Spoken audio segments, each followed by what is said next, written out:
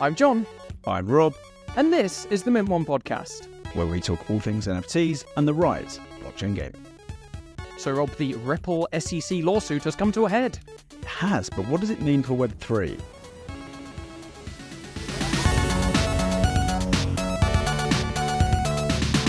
Okay, so before we get into it, if you're on YouTube, like, comment, and subscribe. Apple and Spotify, a 5-star podcast review would be fantastic. And you can find us on Twitter at Mint1Pod. Now, Rob, probably the biggest bit of news we've had in the Web3 space for some time. Yes. As I said in the intro, the Ripple SEC lawsuit has come to a head. Mm-hmm. And I think a lot of the Web3 crowd are calling it a massive win for our side, let's say. Would you say that was the case? Mostly, yes. I mean, let's preface this by saying neither of us are legal minds. Definitely not. We're obviously going to get into some legal stuff. We're not legal minds, so we've just done our research. That's all you can do in this bloody space. Just research hard. Pretty much. It is objectively positive, which is why we've seen a little pump across the board. A little pump. Well, yeah, a sizable pump. In fact, let's just hit them with. You want to see our research? You want to know how much we research these things? Let me hit you with some stats right off the bat. Let me open a tab. BTC dominance took a hit, which is why people have started saying this could be alt season. People, including me, because I said it immediately as well. And then I saw so many people use the phrase alt season, I started to feel rather cliche and unoriginal. But BTC fell below 50% of the total market cap for the first time in a while. It's now actually back above it again, but only just. XRP, Ripple, went parabolic, as expected. It went up 83% at one point in a 24-hour period. Yes. It's now up about 63, I think. Yep, around about there. And then a load of the major altcoins also started pumping. So Polygon and Solana, they saw big pumps as well. Solana's up 26% right now. Is it? I saw it was 20, and Polygon went up 34, I think. Yeah. Polygon's already, reasonably high on the charts for total market cap. So we've seen a big pump. I guess we need to get into what that happened. I would imagine that most of our listeners aren't looking for the deep financial and legal nuances that I couldn't provide. So let's just give an overview. Do you want to start?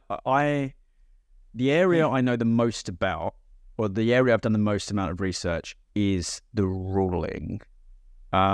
Obviously, the lawsuit's been going a while. Do you want to give an overview of what the hell any of this is about? Yeah, so I'll give a little bit of a background on the lawsuit. So I can't remember how long ago this was, but the SEC opened a case against Ripple Labs, the creators of Ripple, XRP, whatever you want to call it, basically accusing them of selling securities. And there were two angles to this. One, were they selling securities to institutional investors, for lack of a better term? And two, were they selling securities to the general public? And of course, the SEC was arguing, yes, this wild crypto market is all securities. We need to get some control, etc. And of course, Ripple took the other stance, like, you're being overbearing. There's, this that in no way is a security, etc. And the most important outcome, I suppose, of this is the judge has decided, a federal judge has decided that Ripple in and of itself is not a security. So, buying and selling Ripple between people on exchanges, whatever, is not a security. And of course, that's what's resulted in this pump across the markets, because I guess the thinking is, well, hey, if Ripple isn't a security, then, Cardano can't be a security, these other coins can't be a security, etc. So I think everyone in the industry feels a little safer in that regard, I suppose. And there's more impetus to be like, oh, okay, so these are safer assets to hold, let's buy more, price goes up, etc. But in terms of the first point of that, regarding whether it's a security, whether you're selling to the general public or to institutional investors, the judge did rule that the institutional buyers who were sold the tokens that did meet the test of being a security, but the open sale of the tokens to just anybody wasn't a security. So their final kind of the main statement of the ruling was, it's not crypto itself being a security, it's how it's sold. And of course, 90 however many % of the people that deal with crypto are not institutional investors. You're not buying $3 million worth of Ripple or, Cardano or Polygon or whatever it is. You're just someone who's buying and selling a little bit of it because you want to buy skins in a game, or you just want to hold some cryptos. So yeah, that's the general gist of it. And of course, it's a lot of people calling it a landmark moment. Funnily enough, yesterday, when the news broke, which was July 13th, I was just about to go into a call with, I'm not going to name the chain, but I was sat there for 5 minutes and they hadn't turned up yet. And I thought, this is weird. And just by chance, I was scrolling through Twitter and I saw the news that obviously this kind of lawsuit had come to its end and we'd seen the result. And then I went on CoinMarketCap and looked up the coin for this particular chain, and it had pumped by a decent amount. I thought, they're probably celebrating in their office or something along those lines. And we had a good laugh about it. But yeah, it is probably one of the biggest moments for crypto, Web3, blockchain this year so far. And in a positive light, which we don't get to say very often. No, especially not after this nearly 18 months, I guess, of probably 18 months of abject misery.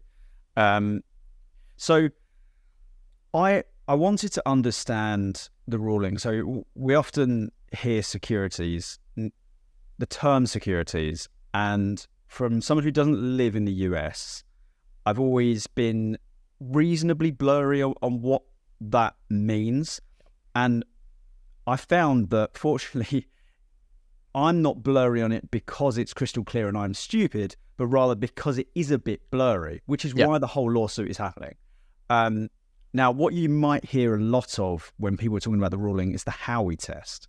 I kept hearing the Howey test, the Howey test. I brought it up before because in a recent episode, I mentioned there was a tweet from, I think it was Coinbase, that said the Howey test, which decides... So the Howey test is a legal test to determine whether a transaction is considered an investment contract, therefore a security, or not. And it was made in 1946, which Coinbase were kind of taking a dig at, that's outdated. And I was on that ship. I was like, how can that be the litmus test, 1946? But now I've read more about what it is. It doesn't really matter when it was written, I don't think. Perhaps someone who's more financially minded will disagree, and by all means, please do. But it was between a company called W.J. Howey Co. in 1946, and I wanted to three criteria of what determines a security, and they still use this test now, and I wanted to be able to give and explain like I'm five way of getting across the 3 points, the three criteria. So this is my best effort after reading as many things on it as I can. There's a load of overlap between the criterion. So whatever. Criterion 1, obviously there has to be an investment of money. So people putting money into a venture, the exchange of money for an investment opportunity, right? Number 2, common enterprise, which is a confusing way of saying an organization where multiple investors put their money into it and expect the company or a third party to make their investment go up. And the third criteria is expectation of profit. Investors anticipate earning profits from the efforts of others, as point 2 says. So there's a ton of overlap between these three criteria, but criterion 1 and 3 overlap. Criteria 2 and 3 overlap. It's confusing, but essentially you have to meet all three of these markers. The investment of money, it has to be in a common enterprise, and there has to be an expectation of profit. That's the easiest way to understand it. And the argument is that XRP, for example, it's not really XRP, it's kind of everything in crypto, all tokens. The SEC argue that all of those are met. All three of those criteria are met. Now, you mentioned this. Now, what I think is so interesting about this ruling is that the judge has essentially differentiated between, they keep calling them programmatic buyers, which Sure. I think is the general. So it's the general public they're referring to, but they keep calling them programmatic buyers, which I don't know what that means, but it's retail. It's us, the random shit munchers buying coins. Yeah. Versus institutions, so hedge funds. Now, hedge funds invested, XRP's ICO, hedge funds invested something like $750 million into XRP. Yeah. And the judge has differentiated institutions, so hedge funds, banks, blah, blah, blah, from us, from the retail, the general public. And so XRP, the headlines have been XRP isn't a security, so nobody was trading securities. But that's not really what the ruling is. The ruling says that essentially the institutions were involved in buying securities, Yep. but the general public were not. Mm-hmm. And Yep. I think there's not much said about the institution side of things. Are there ramifications there, or is it just the lack of ICOs these days that it doesn't really have an impact? I'd imagine it's just the lack of ICOs, but I think this is where the ruling at the end of this lawsuit came from, in that a lot of the institutional investors were either directly approached, or there was more of a proper, we are Ripple and we are going to sell you $10 million of this currency. Whereas on the open market, it's just randos trading amongst themselves for the most part, and there's no involvement from the team behind XRP themselves. So I've got a question for you here. Sure. Can I ask you? This is one of my sticking points. So let's say the secondary sales on exchanges between let's say I buy some XRP off you on Binance. Yep. Fine. I would agree that's not the trading of security. I don't think it meets all three criteria of the Harry test. Cool. Done.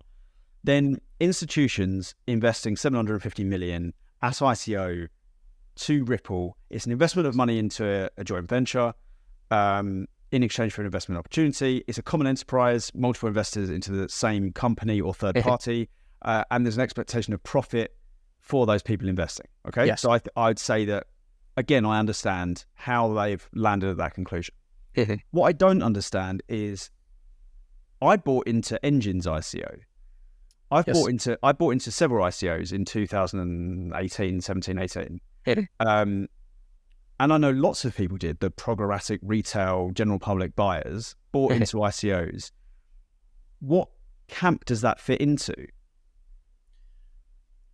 It's a good question. I don't really expect again, you to this is, I mean, this We're is just thinking aloud. This is kind of what the ruling, I think, implies, and this is just my personal opinion, is that it's heading in the direction of an ICO is a sale of a security. Right, yeah. Because you're buying into an initial offering directly from the company with an expectation of profit.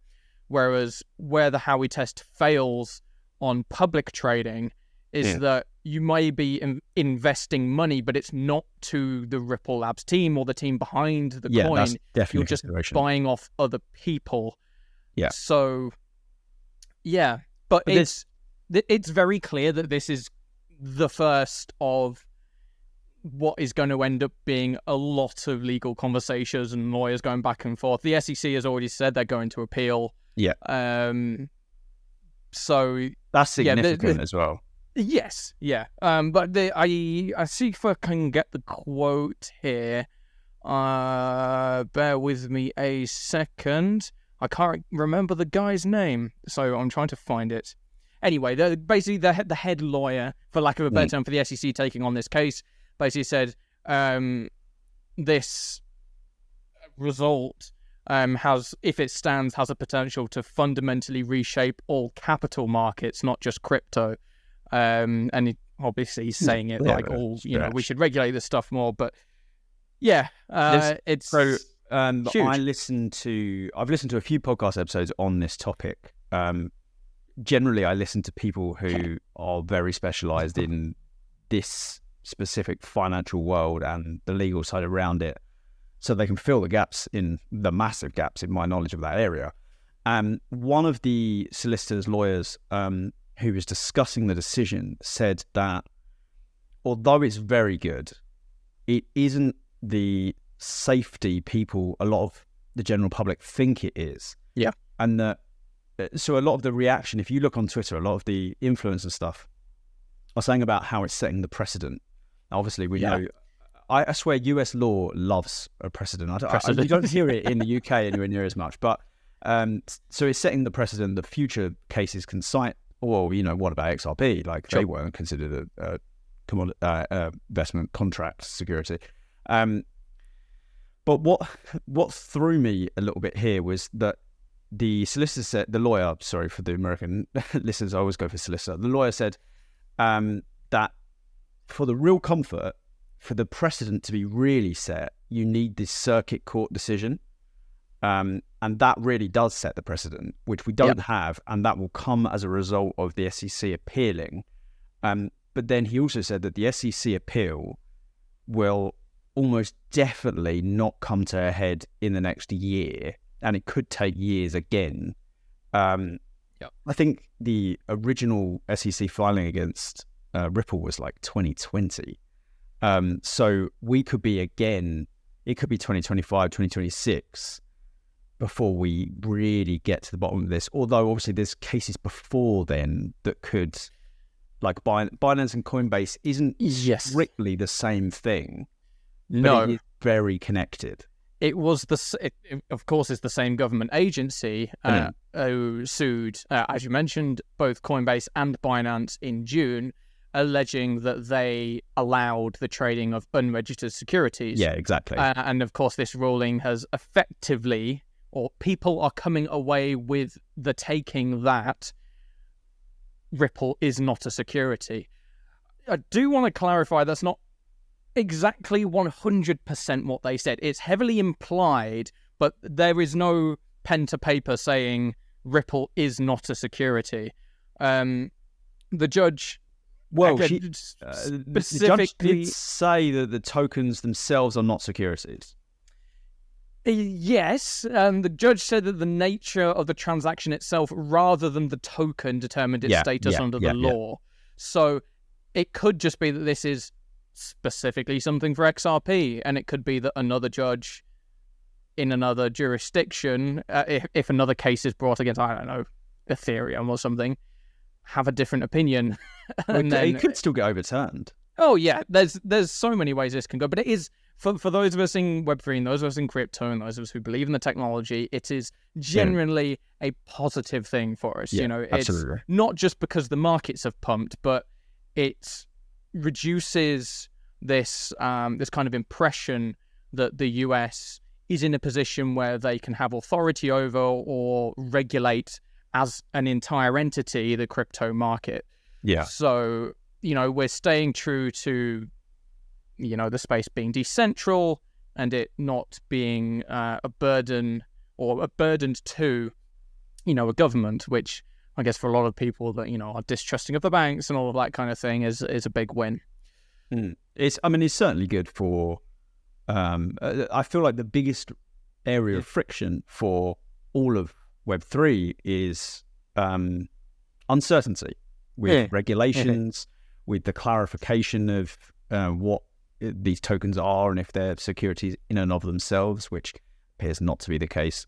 In fact, I think this is secondhand information. It was on one of the podcasts, but one of the lawyers was saying that the judge said that tokens provide... Actually, it might not have been this case. It might have been the Telegram case, but essentially it's that the tokens, if the only...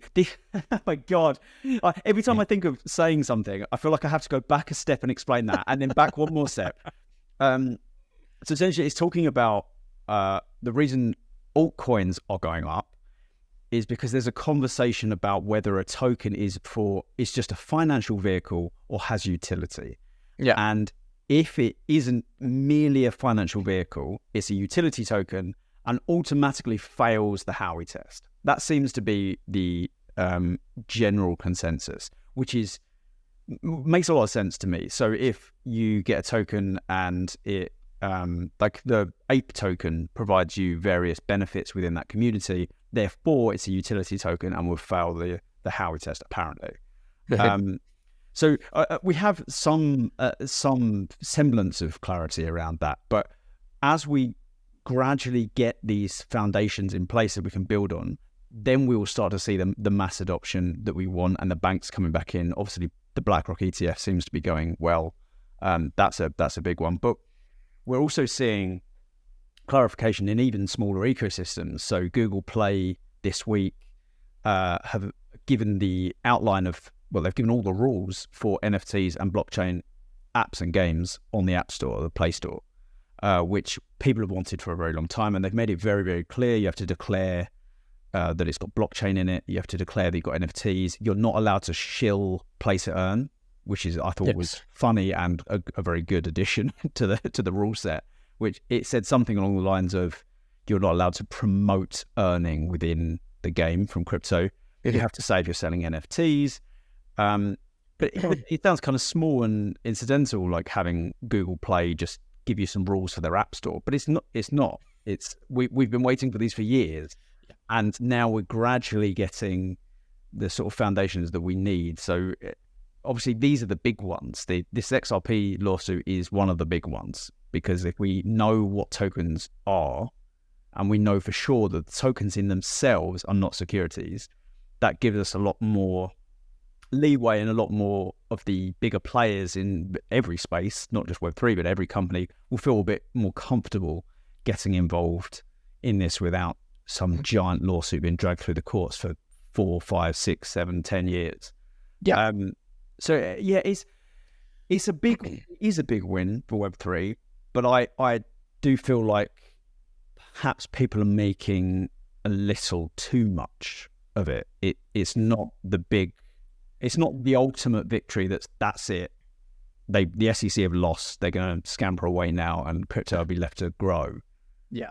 It's 1-0 at half time. Well, actually, not even half time. You've scored a goal in the first 5 minutes, maybe. There's a very long way to go. Yeah, it's difficult. But let's move away from the area we are not particularly influential on, and discuss an area we do know a lot about, which is, so what does this mean for altcoins, for Web3, for gaming, blockchain gaming? What does this mean for the near future? What's your gut response to this? So, as I mentioned earlier, as it gives people in the space more confidence, it will also give people looking at the space more confidence. And I mean, as a direct kind of reaction to this news, there's been several exchanges that stopped the buying, selling, trading of Ripple, and a lot of them, a lot of the CEOs of those companies, right after the ruling, just put out tweets, being like, "Yep, we're going to stick it back on again." Yeah, they did. Yeah. I think if there's CEOs of people in the space that are willing to very quickly move to reinstate Ripple, and it's just another sign of how fast moving the industry can be and how quickly it can react to things of this ilk, let's say. As to what effect it will have on games in particular, I mean, let's say it was, I don't know, Polygon or IMX or something in this situation, then I would anticipate a much greater influx of developers and people being like, oh, I can use this gaming-focused token to, put it in my game and whatever you want to do with it. Whereas Ripple is... What is Ripple's focus, actually? That's something I should know. It's not... I mean, I just saw it... I mean, it was created in 2012, so I'd imagine it's been around a cryptocurrency. Yeah, it's been around for so long. And it was shilled hard back in early crypto days. Utility for the new global economy, so their website just says, hey, we're crypto, basically. Yeah. As to what effect it will have on gaming, I'm unsure. Supposedly the underlying technology of Ripple is also similar to what's behind Dogecoin, loads of these crap altcoins that I don't care about. Yeah. So I mean, the crypto bros that made their millions off Dogecoin are probably happy. Imagine the price of that spiked. Let's have a look. I mean, everything went up, didn't it? So it wouldn't. Dogecoin up 10%. Brilliant. Okay. So, yeah, its relevance to gaming is, I think, quite. Or I would say it's relatively limited. I don't know if you have a different opinion. Generally, no. I think a lot of people think this is the start of a bull run. No. I don't. I definitely don't think it's the start of a bull run. In fact, you know how I love to make predictions. So I will make a prediction here. What I think will happen is we'll continue to see a rise for a little while. The SEC appeal will start to go through, and then something along those lines will make the news. And we'll see another hit where people start getting frightened that, maybe the decision will be overturned, or we'll see the next version of the case will fail. And then I think we'll carry on moving sideways for some time. That sounds about right. I think these clarifications are important to gaming in a sense, but they don't really impact it. No. I think games, particularly the games we care about, the real true games that use blockchain, I don't think they really give a shit about tokenization of. There's not many games that are focusing on tokenomics and stuff anymore. In terms of like the metalcore, for example, like that caliber of AAA game that uses blockchain and NFTs. I don't know how much they care about tokenization, and maybe I'm wrong. Maybe it's very, very important to them. But for how I see, and I believe you're the same on this. How I see blockchain gaming progressing, I don't think tokenomics makes a very big difference. I don't think it's going to play a central role to the next wave of blockchain games. So I don't know how much they care. No. Well, I think the Google Play news from earlier this week has a much larger impact on our space than absolutely the Ripple ruling.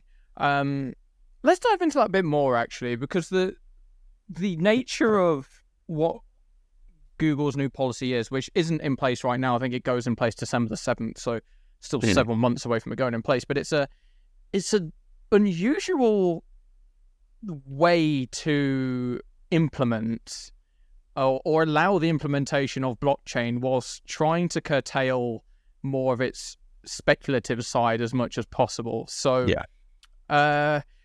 I'll just read a few parts of the policy, and I'm quoting from The Verge here, so if they've got it wrong, I apologize.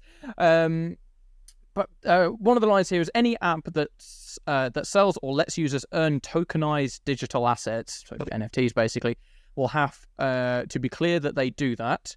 And as part of this, developers may not promote or glamorize any potential earning from playing or trading activities. However, the very next point in this article is any gambling apps that do integrate digital assets like NFTs will need to complete a special application process. For apps that don't meet Google's gambling app requirements, money can't be money can't be accepted in exchange for a chance to obtain an NFT of unknown value. NFTs can't be used in wagers to try and win real-world money prizes. So they're very specifically targeting NFTs rather than cryptocurrency.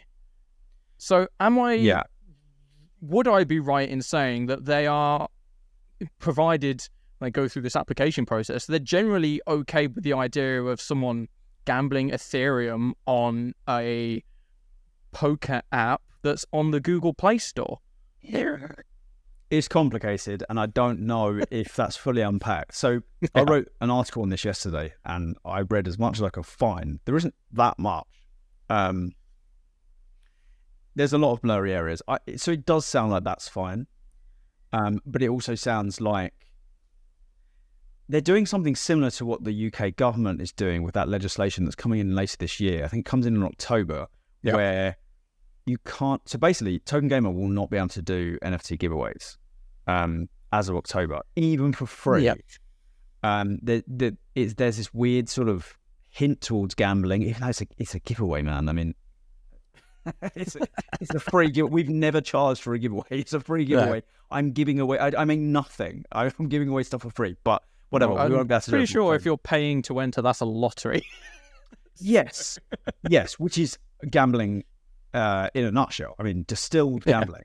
But they seem to be avoiding people buying tickets for NFTs, or I tell you what it sounds like they're getting at is loot crates, NFT loot crates. Yeah. That's what it feels like, which I'm on board with. Fine, stop that. I like, so it's weird. I like crate openings, but I don't like bought crate openings. Like earn it by playing the game. Like, for example, Rocket League has crate openings constantly. Yeah. But you can't buy them. You have to earn them by playing the game. And I think that's fun and a cool dynamic, because when you get something like really rare out of it, it's like, oh wow, that's really cool. But dropping money to get the crates to maybe get something cool, that's awful and predatory, and that's obviously been through the courts many times in the past decade. Here's the thing, there's plenty of games that, I mean, Hearthstone springs to mind.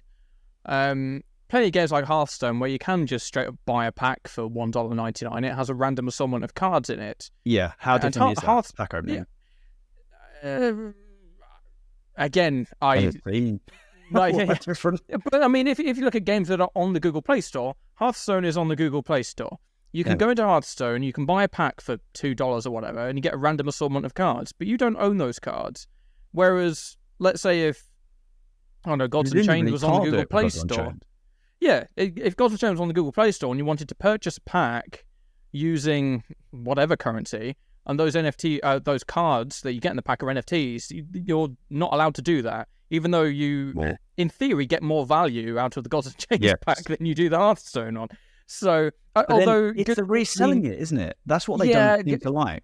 Google leans back on this whole, it's this kind of impression that these things could be valuable, and we don't want people to be purchasing things in our apps that they perceive have value. I don't know if it's related in some way to all of these, judgments and the SEC trying to regulate the space. It seems like it's one of those things like, it's kind of risky for us to allow people to buy something that they don't know exactly what they're buying and it has value and they can trade it with other people. That seems like shady ground, but if you take a macro look at it, it does look a bit crazy. But I mean, there's a lot of confusing areas here. What if CS had a way you could open and sell crates and skins on the Google Play Store? They wouldn't have a problem with that. No. They definitely wouldn't have a problem. I mean, there's no rule right now that seems to prohibit that. But the second, I mean, it's basically the same example as Hearthstone, but the second it becomes an NFT, but the thing is, it is a different example, really, because people are trading skins. So is the distinction that any digital item that's tradable is the problem, whether tokenized or not? I wouldn't say it is. I imagine there's lots of stuff you can trade from games on the App Store. Yes, but not officially. There's a lot of like black market, grey market. Yeah, but as soon as but they don't mind operating in those weird oceans. No. But I suppose it's because it's more that they can't really do anything to stop people from doing that. It's like if somebody wants to send you $5 on PayPal for you to send your game item to another person, they can't stop. But there are you from legitimate doing marketplaces that there are. Whether there are app versions, I don't know. We're getting a little bit off topic, I guess. I mean, again, if you go to CSGO, skin trading is technically against terms of service. Yeah. It always has been. But as we said, like, Valve aren't going after anyone for it. So I think we said this last episode of the episode before. The guy who set the record, who I think set the record recently for buying the most expensive skin, his name, his in-game name, his Steam name, what he bought, when he bought it, all of this is public information. And if there was a risk of being banned, it wouldn't be. You would be avoiding it like the plague that anyone would find out. Yeah.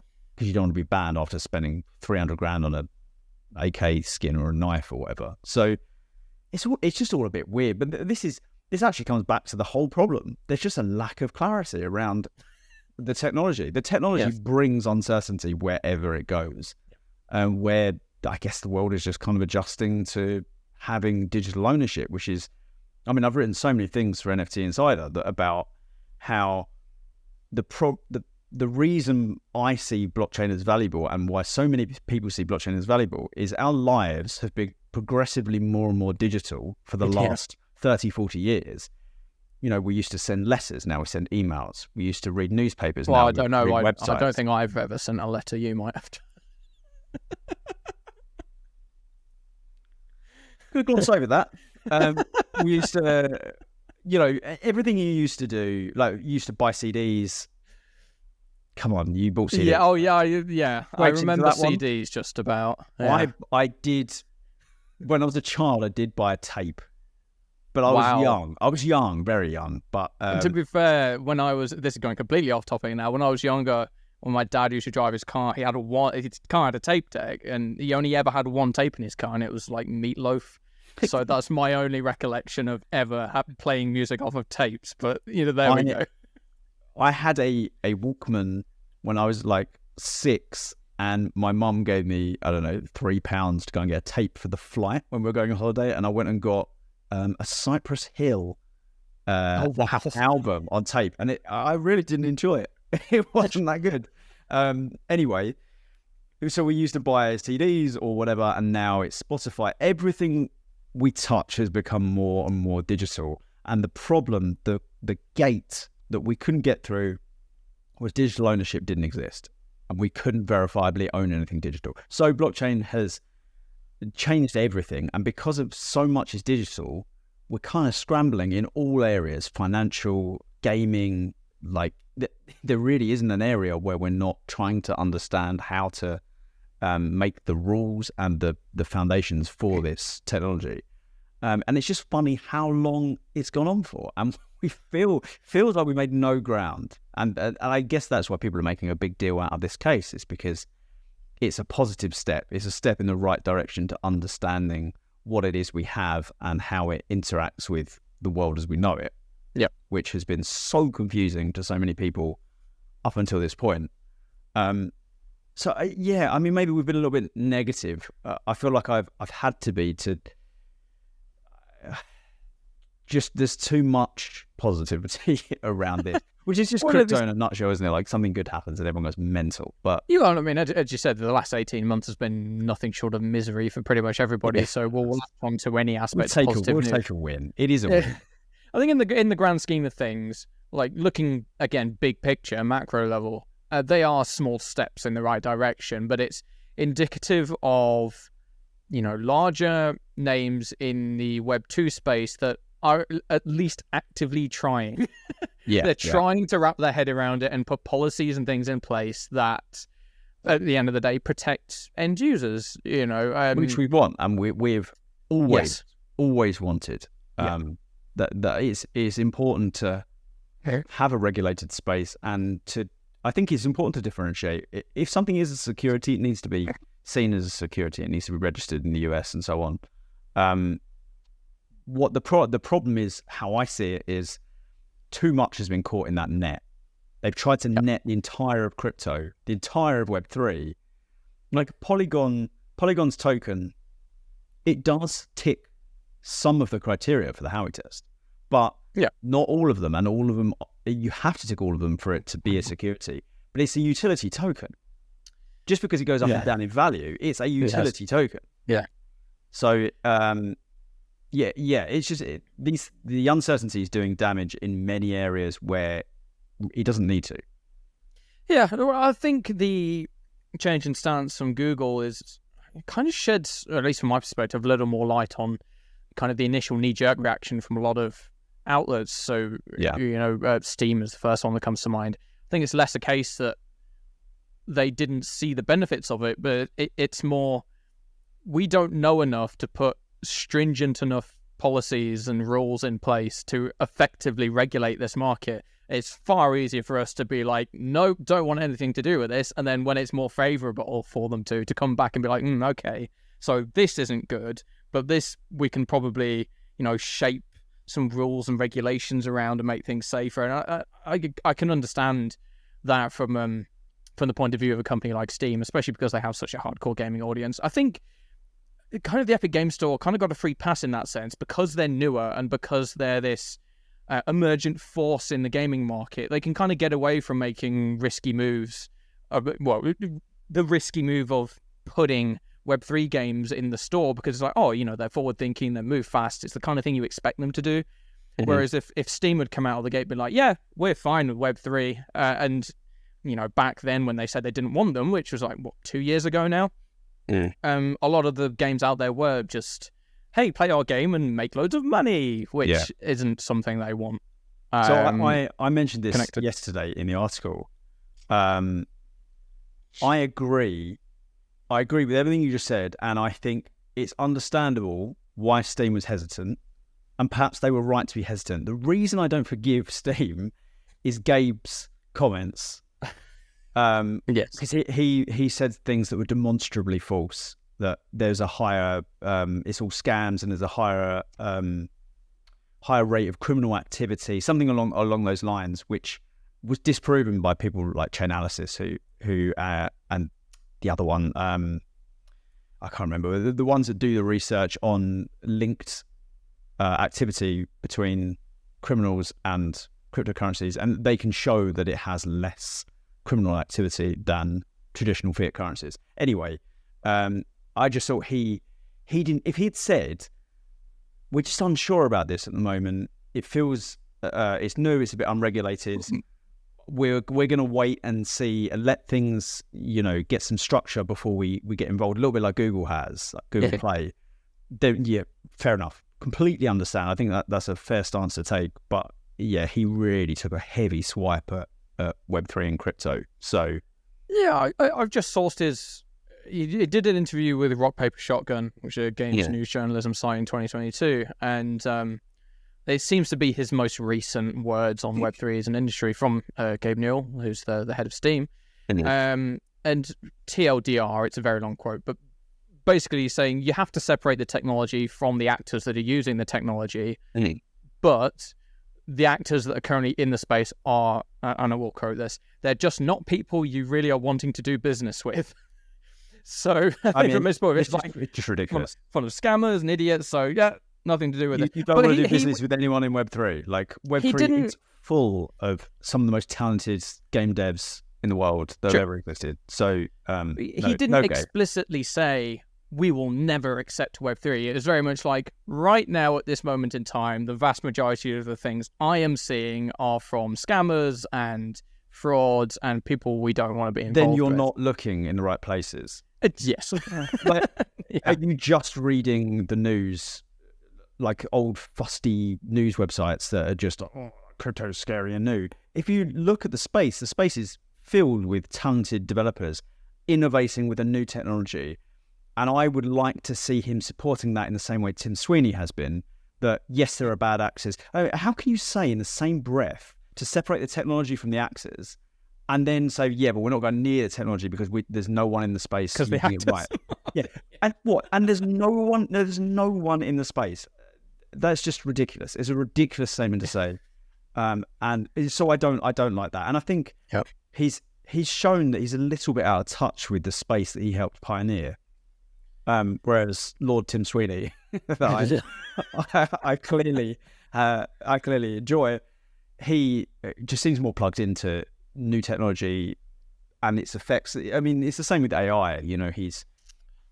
We see these new technologies coming out of nowhere and revolutionizing the space. And I want to see the big faces, the big names, Epic Games, Steam, Unity.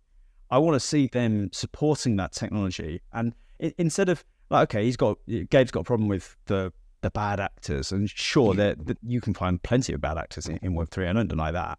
But how about introducing technology to the good actors and supporting, maybe create a fund, a Steam fund for developers to innovate with blockchain, and then you've got people you trust and the technology. I think it's a bit of a cop-out what he's doing. So fuck you, Gabe. Well, it's Google when they announced their policy changes. I think earlier this year they opened up like an accelerator for Web3 focused entrepreneurs that wanted to help with. So at least Google, Amazon have as well. Yeah, The entire of so- Japan have, including their government. In fact, Asia as a whole is just is ahead of the rest of the world on this by some way. And Africa is also, and South America, everywhere, everywhere, but America and most of Europe. Yeah, pretty much. Good fun. Well, I mean, it is the home of old money, I suppose. Yeah, I mean, you have Silicon Valley, and you have these little pockets here and there where it is all about building for the future and seeing, what the next generation of technology will be. But that's very much the outlier to the general consensus of, I like paper money.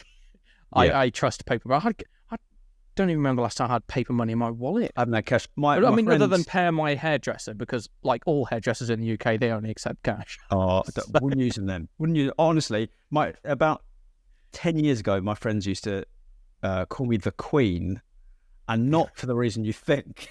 They used to call me the Queen because I wouldn't carry cash, because I'd only ever pay by card, because I don't like cash. It just seems ridiculous. And that's just the norm now. Why am I dragging around a little purse full of coins? What year is it? What decade is this? So I've only paid on card for years, and I'm used to it now. And now we're at the point where people don't even carry cards or wallets. Nope, I carry my phone. That's it. Yeah, you carry your phone. I've got Apple Pay. I've got Apple Wallet. Other phones and wallets are available.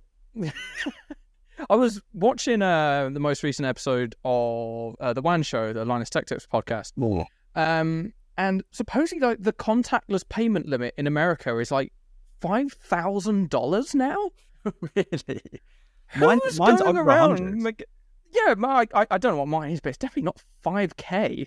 I remember it being someone, 50. like someone could swipe your card and just be like, "Yep, that's a down payment on, I don't know, a car." Have you ever seen the video of those guys going out for lunch, and he convinced the server to give him the card machine, and then he knows where his friend's card is, so he sets up the bill and he presses it against his pocket. Anyway, we're well off topic now. Yeah. I mean, we're headed to a strange and potentially dystopian future, but enjoy it. There's plenty to enjoy. There's plenty to look forward to before we all get killed by robots. Yeah, that's the message. Yeah, I mean, it's funny that we have that message after an episode where we shit on metaverse, and then this episode we're like, "Fuck you, Gabe Newell." Well, yeah, no, I stand by that. I stand by that. I hope he rose back on some of his comments. Not that he will. I think it is just a matter of time before Steam, in some way, shape, or form, gives in a little bit. Absolutely, and I said this in my article in 2021 when they first said, "Oh, we're not going anywhere near that." I said they will eventually roll back, but the annoying thing is we're not going to get our moment where we go, "Told you it was good. Told you it was good technology," because they will say it wasn't ready then. It was just bad access. We didn't have the regulation, and they're half right, which is even more annoying. So we're not going to get that glorious moment, but they will roll back and they will say, now we're allowed some, but a little bit like Google Play, you have to, you can't do anything really to do with gambling. You have to declare that there are NFTs and blockchain in the game. You can't shill play to earn, which is great. I love that. Do that. Definitely do that. They'll do the same thing. I probably think we're a year away from it, but they will. Well, hey, not Postal. Postal's a very different game. Portal is all about a dystopian future. So, hey, just release Portal 3 and put crypto in it. There we go. There's your problem solved, Mr. Newell. We'll do an entire episode if they do that. I would hate it if they did it. So, I love cryptocurrency, but it's... Again, yeah, you have to buy portals. Like 10 Steam tokens per portal. God, the Steam token. Don't do that. Even I don't want that. Oh, we're going to get an Epic token at some point. Or a Fortnite token, $Fort. Yeah, well, we talked about an Epic marketplace. Be interesting to see if they actually ever did their own marketplace, or whether they would team with, might I recommend, Atomic Hub, Tim Sweeney. Wow. You can't do it. It'd be shilling if you do it. No, I think it still kind of is a No, I'm not affiliated. I'm not officially affiliated. You're not, but no, I appreciate that. Right, should we shuffle away? I think we should shuffle towards it. I do want to very, very briefly talk about something that's not really Web3 related. Because I've seen it on The Verge while I was looking at the article about the Google Play's policy updates. Have you heard about Telly, the brand Telly? Oh, right, not What? No, Northern not called TVs. Well, they are TVs, but it's a brand called Telly. Have you heard of it? I saw something about this earlier, but no. So Really, they are offering free TVs, free 55-inch TVs to anyone who wants them. The only caveat is you have like a screen below the TV that will perpetually serve you adverts. God's sake, that is Orwellian if I've ever heard it. Like, and if you look away from that little screen, you don't get any money or something. You can't block the adverts either because they've built a camera into the unit, so you can't just like point it to the wall or something. Told you, absolutely gross. That is 1984-esque. Yes, yes, it that. is. Don't want that. It's such an exciting time for tech, both for Web3, for tech. It really is heading towards a weird and bizarre future. But anyway, yeah. There we go. Episode 72 of the Mint One podcast. Rob, where can we find you? You can find me at tokengamer.io for daily blockchain gaming and metaverse and Web3 and AI related to gaming news. I need a better elevator pitch. You can find us on LinkedIn, Twitter at tokengamernews. We're on Threads. I don't love it. It's just shouting into the void with a different skin. You're not. Although there's far fewer bots. The amount of stuff that you and I, specifically you and I, are both tagged in on Twitter, like it's ridiculous. Airdrops and contests, and you guys should have a look at. But it's just all bots. It's not even. It's just horrendous. Twitter's a cesspit. So that was a masterstroke from Threads to link your Instagram accounts to it because there's far less bots. I tell you what's funny is this made me laugh. What people have noticed is the influencers who have come from Instagram to Threads that bought followers don't have any followers on Threads. So you can see who bought a bunch of followers and they've screwed themselves over. But yeah, you find me on Threads if you want. I am using it. I'm just not in love with it yet. Twitter at tokengamernews. We're on LinkedIn a little bit there, and then just find me wherever you want. I'm around. John, you? Cool. So for the latest NFT Web3 blockchain gaming news, you can head to nftinsider.io or nftinsider_IO on all of the socials. For me personally, it's at hydropowered HYDROPWRD on everything, including Threads and Mastodon and other platforms I don't use. Twitter's the best one for me. I've not been twitting all that much lately, but, say hello, I'll GM you back. That's probably everything from me. I just want to double check that this podcast will go out before. Yes, it will. Okay, pretend I didn't say anything. I didn't give anything away, so but there's things coming. Okay. From on a Web3 side, but we'll probably leave that till next week. Things are coming. Yeah. That's true. They're every day new stuff happens. So more lawsuits from the SEC probably. Oh, gross. Anyway, episode 67. 67 said it again. What's happening? Not even close. 72. There it is. 72. Of the Mint One podcast. Thank you very much for watching. If you're on YouTube, like, comment, subscribe. Apple and Spotify 5-star podcast review would be fantastic.